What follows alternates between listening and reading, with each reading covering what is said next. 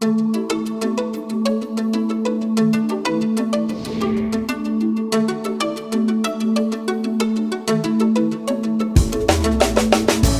180 degrees from the Kit for Kids event, one of the most visually impressive events your company produces is the Fifi Awards. Describe that event for us. It's a fragrance industry event. It has about 1,000 people. We've produced it all over New York City in a wide variety of locations. We're currently doing it at the Armory on Lexington. And it's one of the events I'm most proud of because not only is, as you said, it visually stunning, which it always is, it's an incredibly beautiful project that we produce.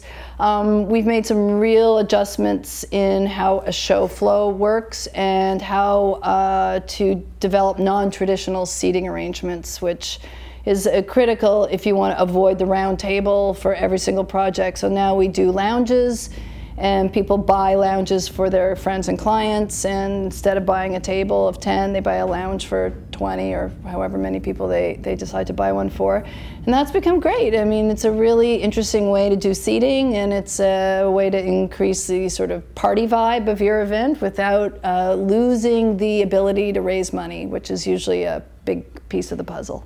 I'd like to stay on this for a minute because this is a really interesting, current topic in the industry. Mm-hmm. There's so many of these award shows and fundraising galas, and the traditional format had been cocktails followed by seating at 60-inch round tables. And people have been complaining that the static nature of being stuck at a table of 10 in a big table is not conducive to networking, is boring, and have been asking for changes. And you've found success with the lounge format. Mm-hmm. So describe for me how that works. Is there a cocktail reception to start and then you go into the lounges? Our current format, there is no separate cocktail reception. Our guests file into our incredibly beautiful space and they go right to their various lounges. The lounges are not separated by walls, they're very open. So people go to their lounges, they have a drink, then they start walking around and visiting their friends at other lounges, and they sit in those lounges. And then, about an hour later, sort of the cocktail hour's sort of over, and then with lighting cue, sound cue, people scurry back to their own lounges and sit down and watch the award show.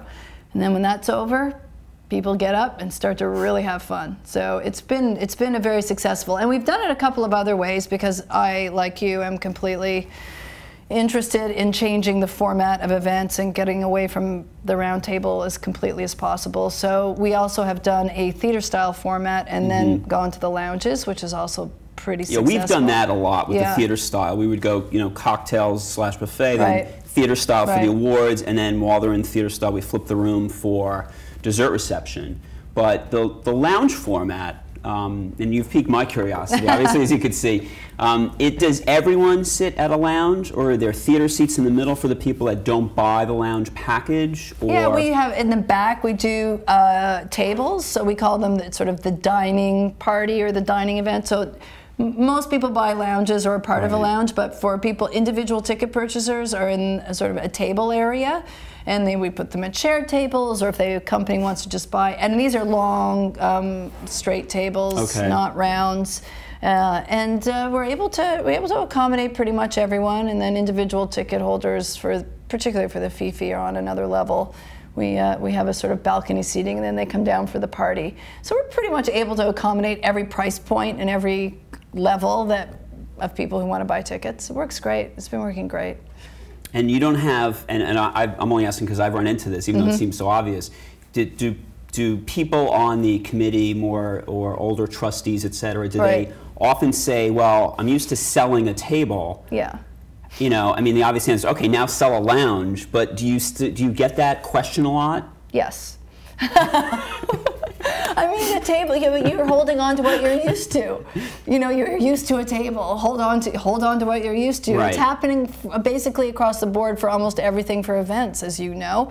I'm against printed invitations. I think they're wasteful. I don't want, but of course, committee people or various stakeholders are still holding on to the invitation. I mean, there's a whole bunch of stuff that I'm trying to, in my world and in my small group of clients, I'm trying to get them away from all of that stuff. It's time for a change. It's 2010. Let's let's get moving. I mean, some stuff you need to have some printed stuff for some people, but really, really, it's time to shake things up. These events are becoming incredibly boring, and they're so cookie cutter. It's a problem. It's a huge problem.